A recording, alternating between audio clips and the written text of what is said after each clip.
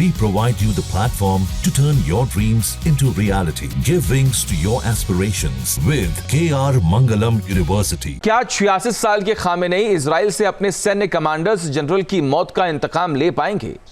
और क्या Dhaka leader Benjamin Netanyahu वाकई एक्सेस ऑफ रेजिस्टेंस का नामो निशान मिटाकर रख देंगे? इसको लेकर भयानक जंग छिड़ी हुई है।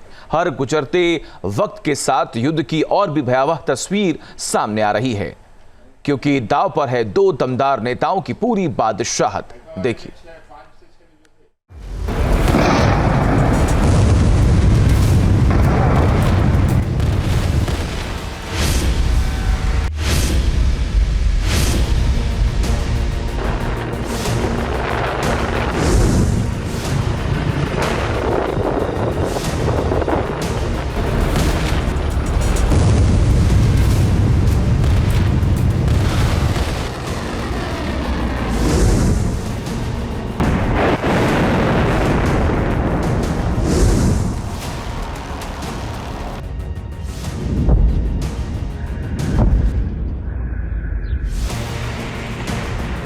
ईरान बनाम इजराइल के बीच छिड़ी सीधी जंग अब भयानक मोड़ पर पहुंच गई।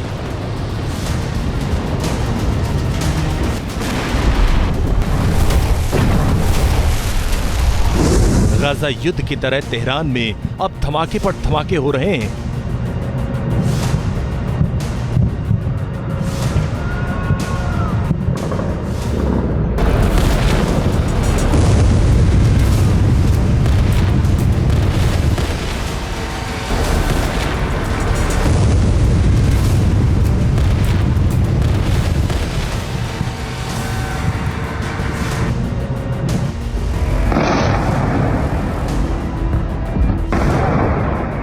तो बेरूत की तरह तेल अवीव की धरती भी दहल रही है।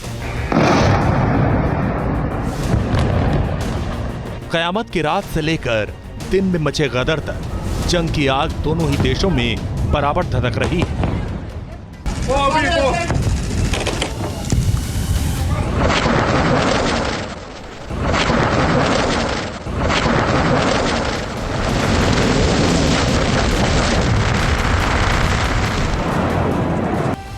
क्या ये युद्ध महायुद्ध की तरफ जाएगा?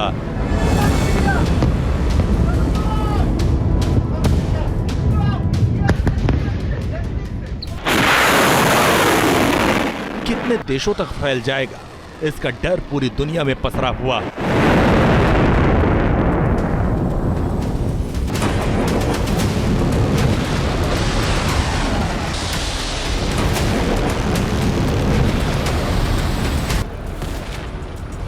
क्योंकि दोनों ही ओर से एक दूसरे को मिटाने की कस्में खाई जा रही हैं।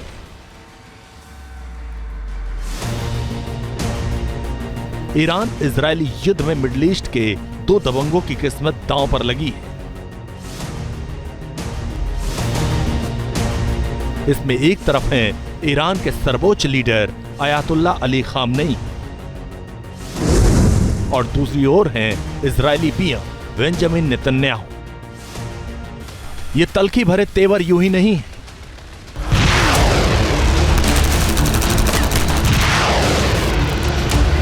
अब तक इजराइल ईरान के प्रॉक्सी संगठन हमास, हिजबुल्लाह और हुती के खिलाफ लड़ाई लड़ रहा था,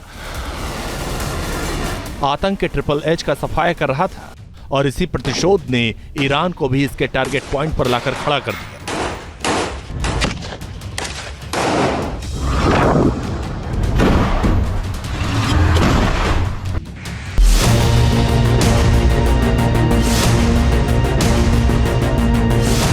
दोनों ही देशों के सुप्रीमों के लिए ये युद्ध सबसे बड़े इम्तिहान की घड़ी है, क्योंकि इस युद्ध के नतीजों पर ही खामनेई और नेतन्याहू का वजूद टिका हुआ है।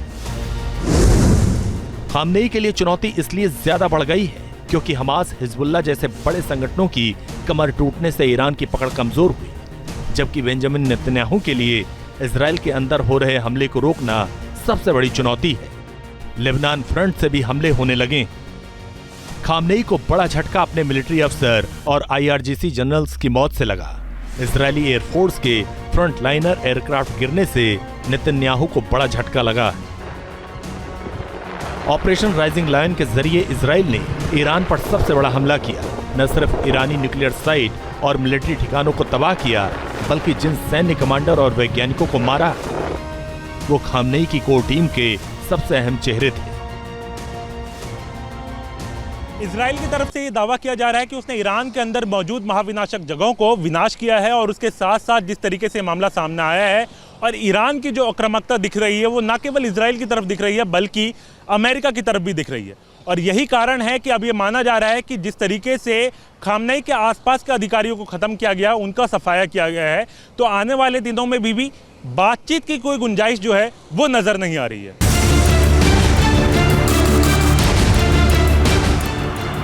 आपको बता दें कि पिछले 24 घंटे से इजरायली हमले में ईरान के कोर थिंक टैंक को बड़ा नुकसान पहुंचा है। इजरायली सेना ने ईरानी सेना के एक और टॉप अधिकारी को मारने का दावा किया। इससे पहले इजराइल ने ईरानी मिलिट्री और IRGC को मिलाकर 20 से ज्यादा लोगों को मारने का दावा किया। एक तरफ इजराइल ईरान के अंदर घुसकर बड़े हमलों को अंजाम दिया, वहीं अपने पहले ही संबोधन में इजरायली प्रधानमंत्री बेंजामिन नेतन्याहू का चौंकाने वाला अंदाज भी सामने आया। वो खामनेई की हुकूमत के खिलाफ ईरानी लोगों से ही आगे आने की अपील कर रहे थे। नेतन्याहू किसी भी कीमत पर अब 1 इंच पीछे हटने को तैयार नहीं है।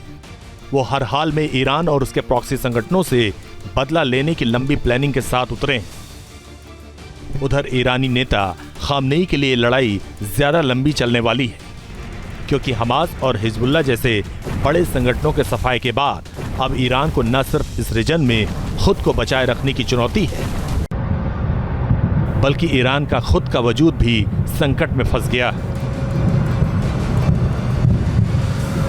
T news nation.